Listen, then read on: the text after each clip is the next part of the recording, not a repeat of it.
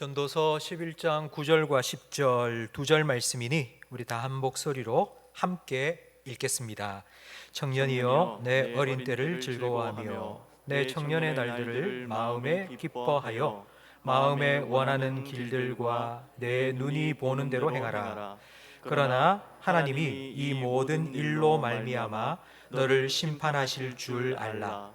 그런즉 근심이 내 마음에서 떠나게 하며 악이 내 몸에서 물러가게 하라. 어릴 때와 검은 머리의 시절이 다 헛되니라. 아멘. 전도서 11장과 12장은 우리 전도서 말씀의 결론입니다.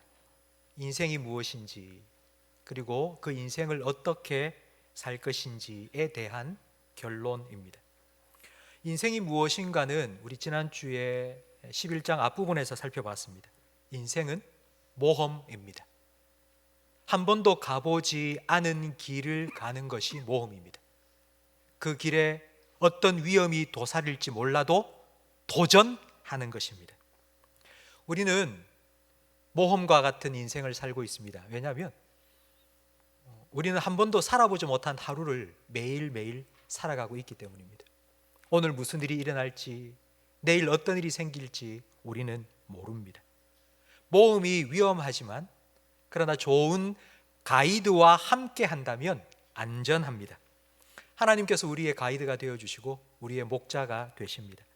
하나님이 우리를 가이드해 주시면 사망의 음침한 골짜기를 지난다 해도 우리는 두려워하지 않을 수 있습니다. 우리 인생이 하나님과 함께하는 안전한 모험이라면 우리는 어떻게 인생을 살아가야 할까요? 이제 9절 말씀부터 우리 12장 마지막까지는 어떻게 살까에 대한 결론을 우리에게 주고 있습니다. 먼저 9절 말씀을 화면을 보면서 함께 읽겠습니다. 청년이여 내 어린 때를 즐거워하며 내 청년의 날들을 마음에 기뻐하여 마음에 원하는 길들과 내 눈이 보는 대로 행하라. 그러나 하나님이 이 모든 일로 말미암아 너를 심판하실 줄 알라. 아멘. 나는 청년이 아닌데, 나는 중년인데, 나는 노년인데 오늘 이 말씀 나하고 별로 상관이 없는 말씀이네 라고 생각하시는 분이 혹시 있을 것 같아서 제가 시를 하나 읽어드리겠습니다. 청춘이란 인생의 어떤 한 시기가 아니라 마음가짐이다. 청춘이란 두려움을 이기는 용기, 안일함을 뿌리치는 모험, 어려움에 굴하지 않은 정신이다. 세월이 간다고 늙는 것이 아니다. 마음을 잃어버리면 늙어간다. 세월은 피부의 주름을 늘리지만 마음의 열정은 시들지 못하게 한다. 때로는 20살 청년보다 60살 노인이 더 청춘일 수 있다. 사무엘 울만이 쓴 청춘이라는 시입니다. 아마 여러분 잘 아실 겁니다. 성경에 보면 이런 청춘의 삶을 산 한 사람이 나옵니다. 그 사람이 어떤 말을 했는지 여호수아 14장 10절 말씀을 함께 읽어보겠습니다. 오늘 내가 85세로 돼 그날에 여호와께서 말씀하신 이 산지를 내게 주소서. 당신도 그날에 들으셨거니와 그곳에는 아낙 사람이 있고 그 성읍들은 크고 견고할지라도 여호와께서 나와 함께 하시면 내가 여호와께서 말씀하신 대로 그들을 쫓아내리이다. 아멘. 여러분, 이 말은 갈렙이 한 말입니다. 가나안 정복을 마친 후 하나님께서는 모든 이스라엘 백성에게 똑같이 땅을 나누어 주셨습니다. 갈렙도 자기 몫의 땅을 분배받았습니다. 그냥 거기에서 평안히 살면 됩니다. 굳이 칼 들고 저 산지를 주워서 올라가서 전쟁하지 않아도 됩니다. 그러나 오늘 9절 말씀처럼 네 마음이 원하는 길, 난 저기 올라가고 싶습니다. 저 땅을 정복하고 싶습니다. 내 눈에 보이는 저 산지 저거 내게 주십시오. 아낙 자손이 있어서 아무도 정복하지 못하는 저곳, 내가 하나님과 함께 올라가서 저 땅도 정복하고 하나님 나라를 이루겠습니다. 그런 마음으로 갈렙은 안전지대를 벗어나서 하나님과 모험을 선택했습니다. 갈렙의 물리적인 연령, 신체적인 나이는 85세였지만 그의 마음의 나이, 믿음의 나이는 28 청춘이었습니다. 9절 말씀에 내 청년의 날들을 기뻐하라, 이 말은 그러니까 20대, 30대 젊은 청년들이여 즐기며 놀아라, 그런 뜻이 아닙니다.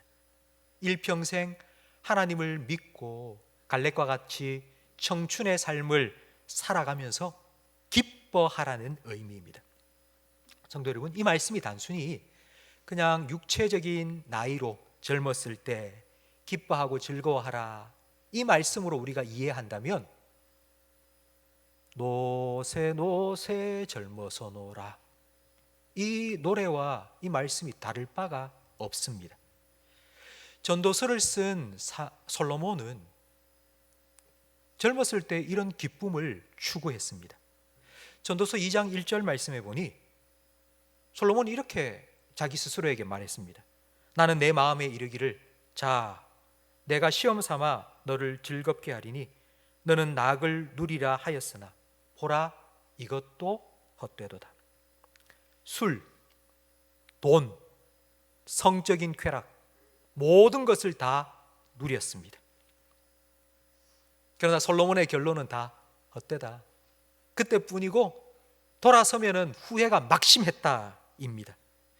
그렇기 때문에 솔로몬이 결론적으로 말하는 이 9절 말씀, 오늘 본문 9절 말씀에 즐거워하라, 기뻐하라, 이 말은 피 끓는 듯한 청년의 정욕에 이끌린 세상적인 향락과 육체적인 쾌락이 결코 아닙니다.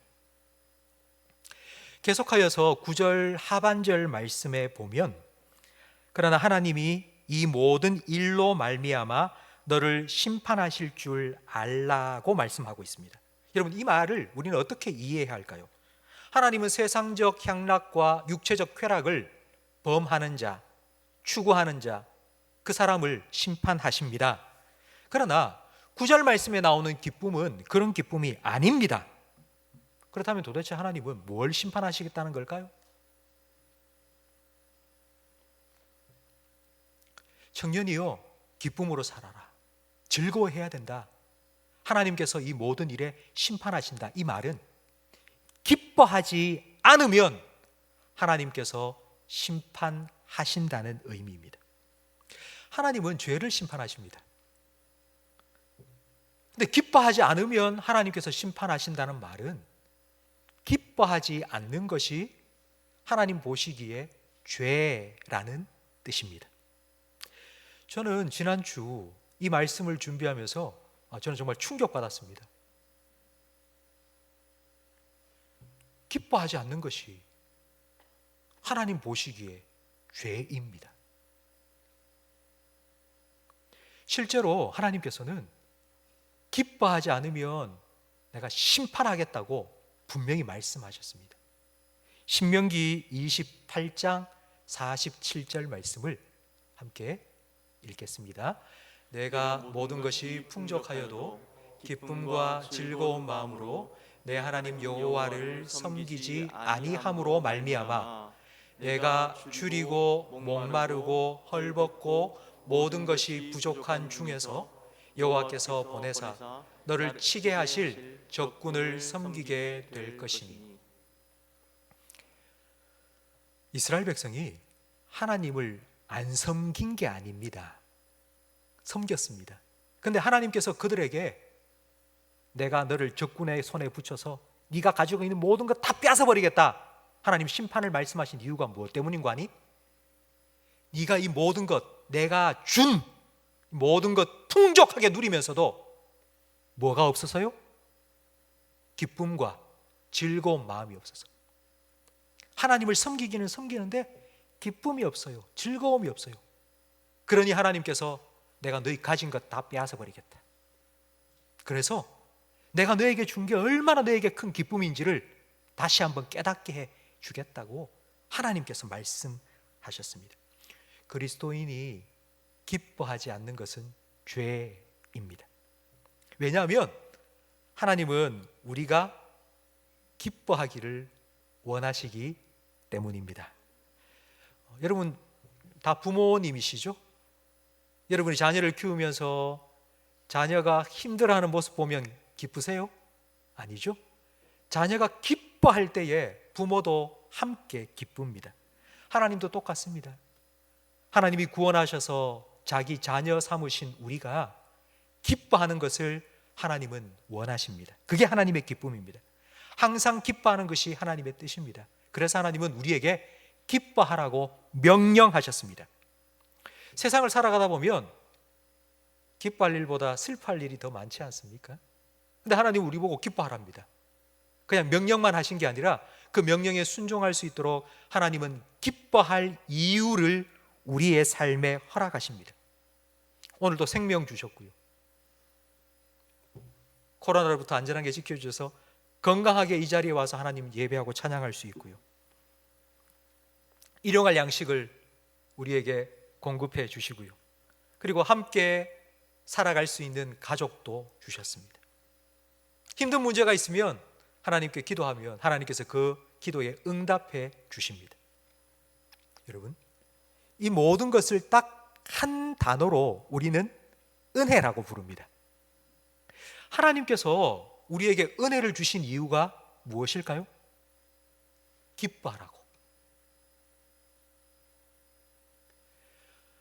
아빠가 출장 갔다 오면서 아이가 정말 좋아하는 장난감을 사가지고 왔습니다. 그 장난감을 딱 아이에게 주니까 얼마나 좋아하는지 우와 하면서는 너무너무 재밌게 가지고 노는 거예요. 그러면 그런 아이의 모습을 보면서 아빠는 다음에도 또 사줘야지, 다음엔 더 좋은 거 사줘야지. 아이가 기뻐하는 모습이 너무 기쁘기 때문에 또 주고 싶은 것입니다. 하나님께서 우리에게 은혜를 베푸신 이유도 똑같습니다. 그런데 하나님께서 이렇게 우리에게 풍성한 은혜를 베풀어 주셨는데도 우리가 그거를 받아가지고 이러고 있으면 하나님께서 줬다가도 뺏고 싶은 마음이 아닐까, 저는 그런 생각이 듭니다. 성도 여러분, 이 기쁨, 하나님께서 여러분에게 주신 은혜를 누리는 이 기쁨을 여러분의 삶 속에 매일매일 누리며 살아가시기를 주님의 이름으로 축원합니다. 아침에 눈 딱 뜨고요, 햇살이 쫙 비춰오는 것을 딱 보면요, 우와, 여러분 기뻐하시기 바랍니다. 물 한 잔 벌컥벌컥 마시면서 우와 시원하다, 내가 물을 마실 수 있다니, 여러분 기뻐하시고요.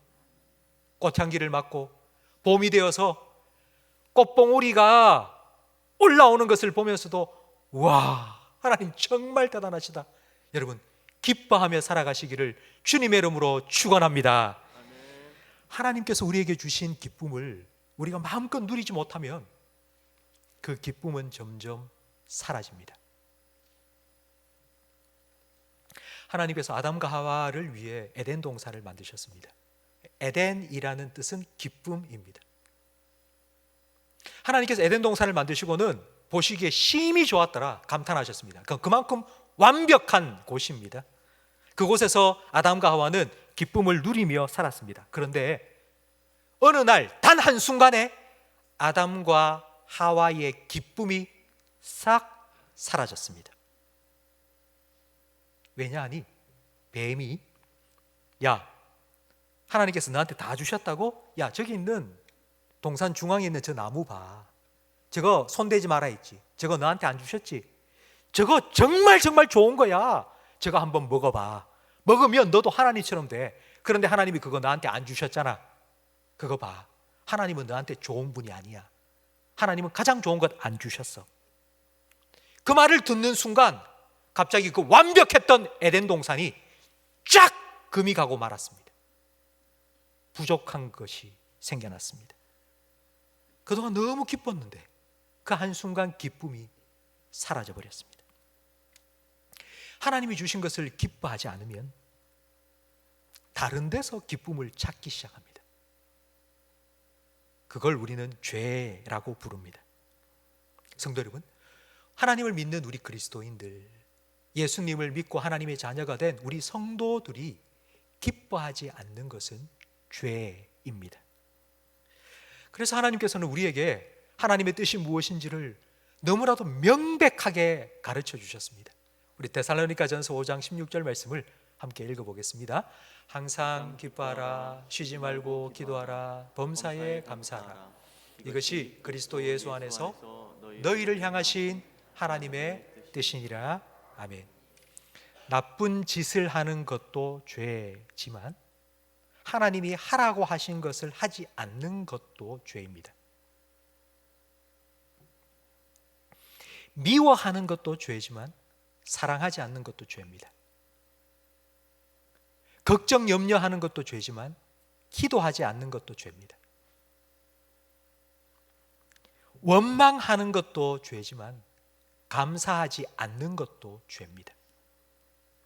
육체적인 쾌락을 누리는 것도 죄지만 항상 기뻐하라 하신 하나님 말씀에 불순종하는 것도 죄입니다. 우리는 항상 기뻐하며 살아가야 됩니다. 그러려면 우리의 기쁨을 집어삼키는 두 가지를 우리는 멀리해야 됩니다. 그게 무엇인지 10절 말씀에 가르쳐주고 있는데요, 우리 오늘 본문 10절 말씀을 함께 읽어보겠습니다. 그런즉 근심이 내 마음에서 떠나게 하며 악이 내 몸에서 물러가게 하라. 어릴 때와 검은 머리의 시절이 다 헛되니라. 아멘. 지금 두 가지, 우리의 기쁨을 방해하고 기쁨을 집어삼키는 두 가지 멀리하라고 말합니다.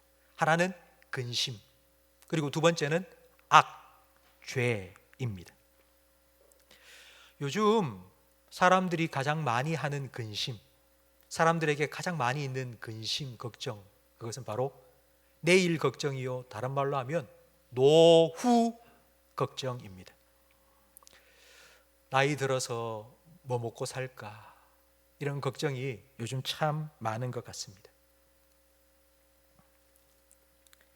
젊었을 때 열심히 일해라, 그래야지 노년이 평안하다. 돈 많이 벌어라, 노후 준비해라. 이게 지혜로운 삶이라고 얼마나 많이 말합니까? 저는 목사지만 저도 노후 걱정이 참 많이 된 적이 있습니다. 앞으로 뭐 먹고 살까? 은퇴하고 나면은 뭐 하고 사지? 뭐 어떻게 살지?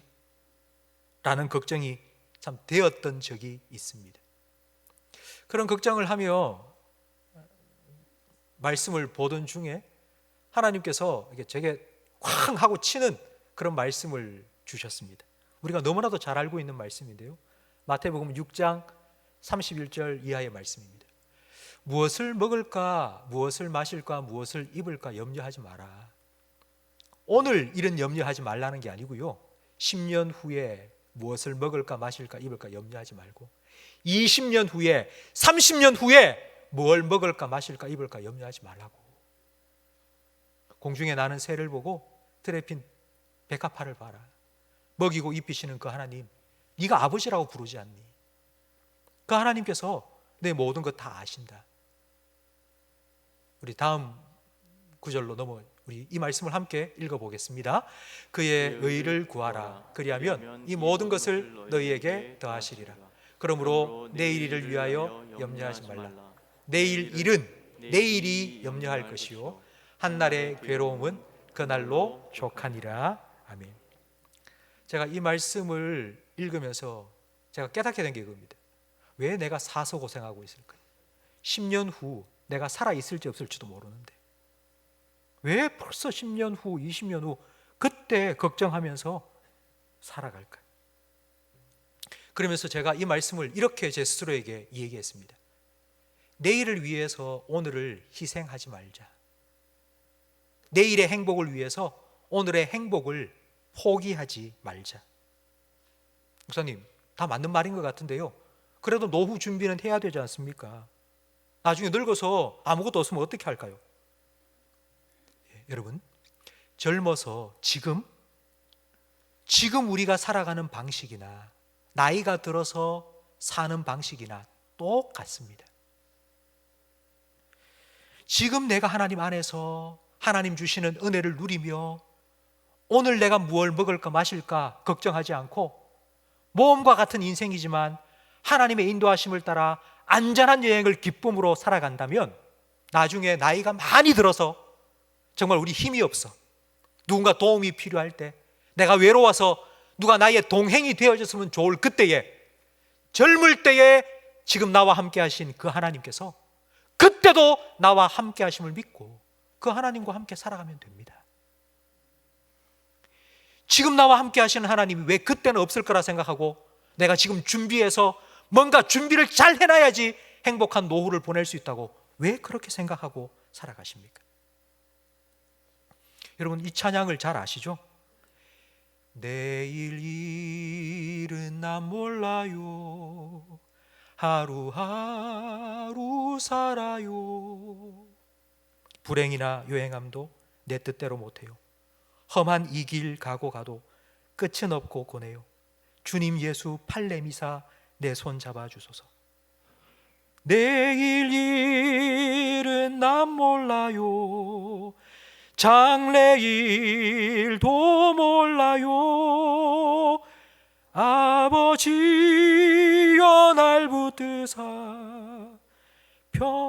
평탄한 길 주옵소서.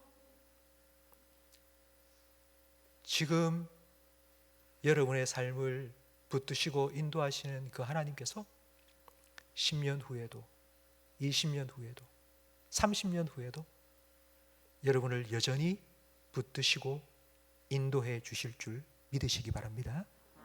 우리는 이 믿음으로 하나님 안에서 기뻐하며 살아가야 합니다. 두 번째는 악을 내 몸에서 물러가게 하라고 말씀합니다. 이건 죄를 멀리 하라는 것입니다. 앞에서도 말씀드렸지만 죄는 하나님이 주시지 않는 기쁨입니다. 기쁨은 기쁨인데 하나님이 주시지 않은 겁니다.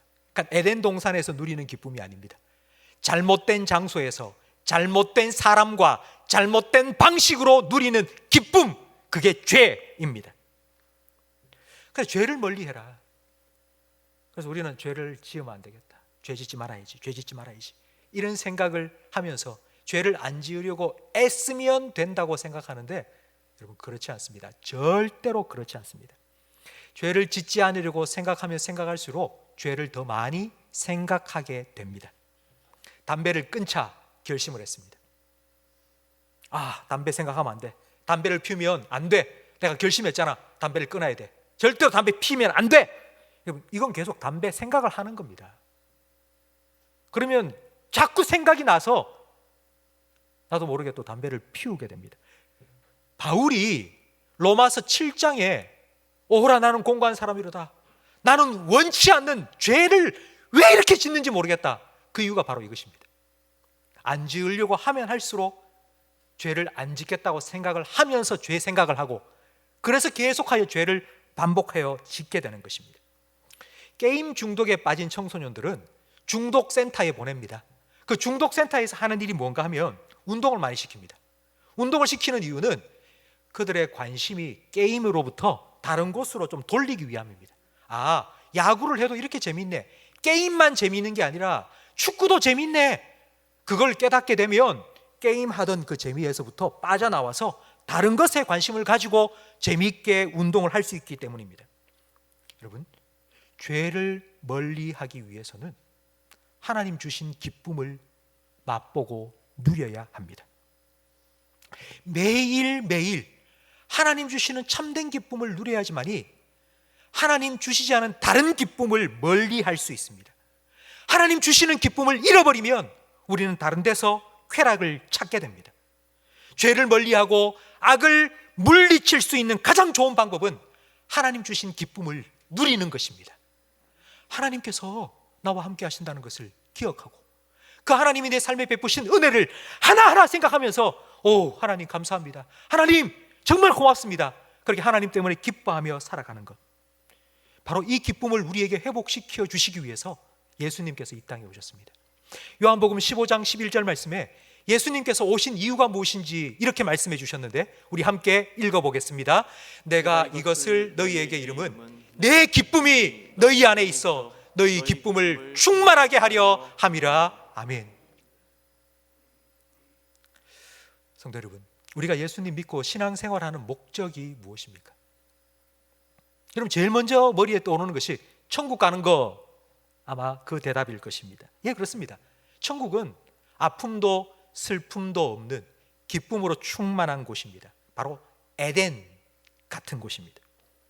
우리 신앙생활의 최종 목적지, 종착점은 천국입니다. 우리는 그곳을 향하여 가고 있습니다. 그런데 그곳을 향하여 가고 있는 우리 신앙생활이 어떠해야 할까요?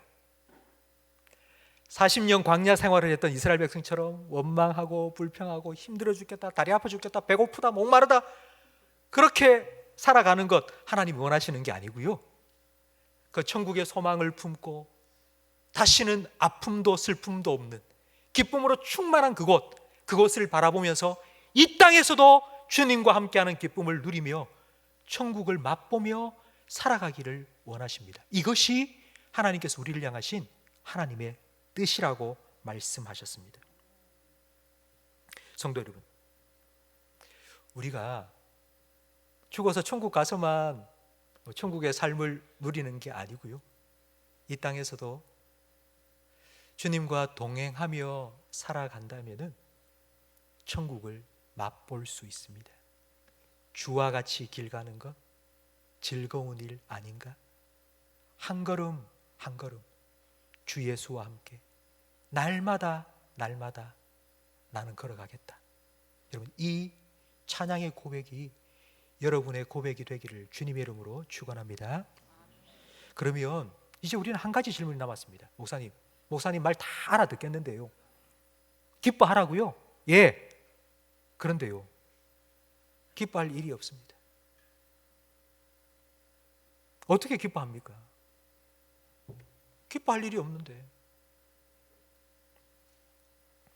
그렇다면 여러분 정말 하나님께서 말씀하신 하나님의 뜻에 순종하여서 기뻐하길 원하신다면 이제 기뻐하는 훈련을 시작하셔야 됩니다. 그 기쁨의 훈련, 가장 작은 것부터 시작하셔야 되는데요, 그 기쁨의 훈련은 바로 감사거리를 찾는 것입니다. 찾아보세요. 여러분 삶의 구석구석 어디에 하나님께서 감사할 그런 감사거리들을 숨겨두셨는지를 한번 찾아보세요. 예수님께서는 밭에 감추인 보화 이야기를 해주셨습니다. 그런데 그 보화를 발견하게 된 건 밭 일을 하다가입니다. 밭일을 한다는 건 일상생활입니다.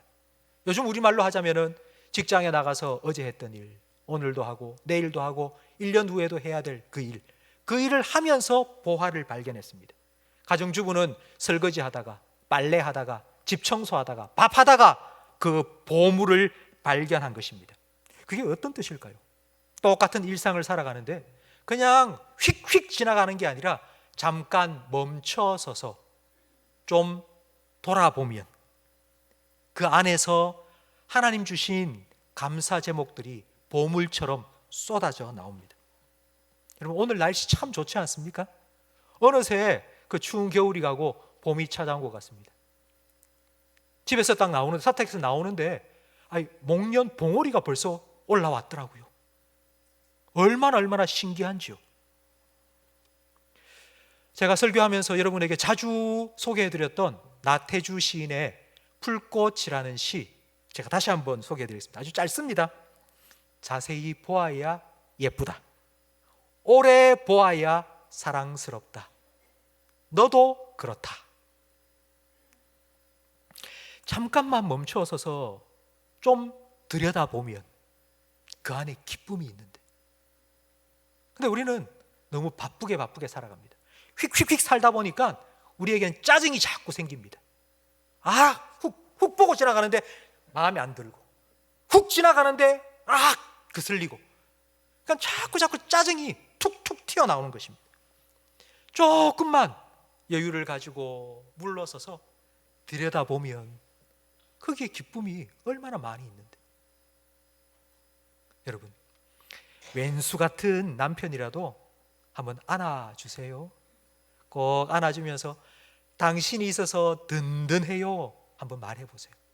말씀만 피우는 아들, 그래도 건강하게 잘 자라줘서 고맙다 여러분 한마디 해보세요. 그러면 그 말을 한마디 딱 하는 순간 여러분, 마음속에서 기쁨이 퐁퐁 샘물처럼 솟아나는 것을 경험하실 겁니다. 오늘 하십시오. 내가 나중에 하겠다 하지 말고 오늘 당장, 오늘 예배를 마치고 이제 집에 가려고 차에 딱 들어갔을 때 한번 안아주세요. 아내가 남편한테 당신이 있어서 든든합니다 이렇게 말하면 좀 그러니까 우리 남편분들이 아내를 꼭 안아주면서 얘기해 주세요, 여러분. 그리고 오늘부터 결정하세요. 내가 짜증내지 않기로, 짜증내지 않기로, 그리고 기뻐하기로 마음에 결정하세요. 나 때문에 우리 가정이 지옥이 되지 않도록 하겠다고 여러분 결정하세요. 내 기쁨이 내 아내에게, 내 자녀에게 흘러가게 하겠다고 여러분 그렇게 결정하세요. 예수님께서는 말씀하셨습니다. 구하라 그러면 어떻게 하겠다고요? 주실 것이라고. 우리가 기쁨을 구하면 주님께서 반드시 주실 줄로 믿습니다. 찾으라 그러면 찾을 것이라고 말씀하셨습니다. 여러분 기쁨을 찾으세요. 여러분의 삶의 구석구석에 주님께서 허락하신 기쁨의 보물들을 여러분 찾게 되실 겁니다. 두드려라 그러면 열릴 것이라고 약속해 주셨습니다. 성도 여러분, 여러분의 마음에 천국의 문이 활짝 열리고 여러분의 가정에 에덴의 문, 그 기쁨의 문이 활짝 열려지기를 주님의 이름으로 축복합니다. 천국의 문이 열리고 에덴의 삶이 우리의 가정 가운데 활짝 열려질 것을 여러분 한번 상상해 보십시오. 내가 그런 삶을 살아간다. 그럼 오늘 시작하십시오. 오늘. 그리고 여러분의 인생의 목표를 오늘 정하십시오. 나 기뻐하며 살겠다고. 내 인생 살아가는 나의 목표는 이제 기쁨이다. 나는 기뻐하며 살겠다. 여러분 결정하십시오.